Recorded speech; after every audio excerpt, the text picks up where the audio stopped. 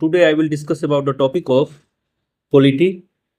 तो पॉलिटी में हम शेड्यूल के बारे में, जो हमारा कॉन्स्टिट्यूशन में 12 शेड्यूल्स है उसके बारे में बात करेंगे। तो किस शेड्यूल में क्या क्या के बारे में डिस्क्राइब किया गया हुआ है। तो हमारा जो फर्स्ट शेड्यूल है उसमें डिस्क्राइब किया गया हुआ है, it describe states and union territories, मतलब राज्य और उसके केंद्रशासित प्रदेश के बारे में फर्स्ट शेड्यूल में बताया गया। आते हैं सेकंड शेड्यूल। सेकंड शेड्यूल में बताया गया, इट डिस्क्राइब इमोलमेंट मतलब होता है वेतन, अलाउंस भत्ता, privilege of president, vice president, parliamentaries, speaker, chief justice, जजेज, CAG, controller and auditor general etc. इसके बारे में वेतन और उसके भत्ते के बारे में सेकंड शेड्यूल में बताया गया। ठीक है, फर्स्ट शेड्यूल में स्टेट और यूनियन टेरिटरीज के बारे में, सेकंड शेड्यूल में वेतन और उसके भत्ते के बारे में किसके किसके, प्रेसिडेंट, वाइस प्रेसिडेंट, संसद के मेंबर, स्पीकर, चीफ जस्टिस, जजेज, कैग मेंबर के बारे में। ठीक है, आते हैं थर्ड शेड्यूल में। Third schedule forms of oath and a formation of minister, parliamentary, जजेज, मतलब उसके शपथ दिलाने के बारे में हमारा थर्ड शेड्यूल में। फोर्थ शेड्यूल में allocation of seat of Rajya Sabha to states and unions, केंद्र और राज्य में राज्यसभा की सीटों के एलोकेशन के बारे में फोर्थ शेड्यूल में बताया गया।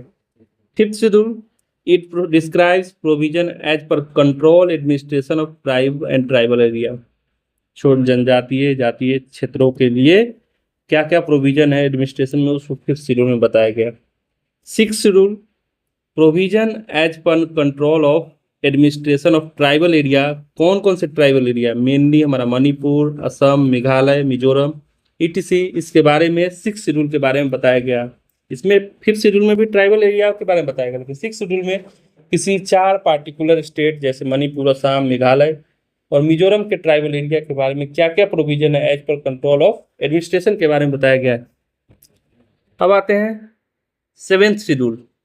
Seventh schedule describes 3 list of constitution of India. तो कौन कौन से लिस्ट है, तो पहला हमारा सेंट्रल लिस्ट जिसमें 100 सब्जेक्ट के बारे में बताया गया, स्टेट लिस्ट जिसमें 59 सब्जेक्ट के बारे में, और कंकरेंट लिस्ट जिसमें 52 सब्जेक्ट के बारे में बताया गया। ठीक है, तो ये हमारा सेवेंथ शेड्यूल हो गया।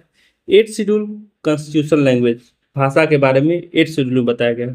अब हमारे पास 22 लैंग्वेज है, पहले 14 लैंग्वेज थे।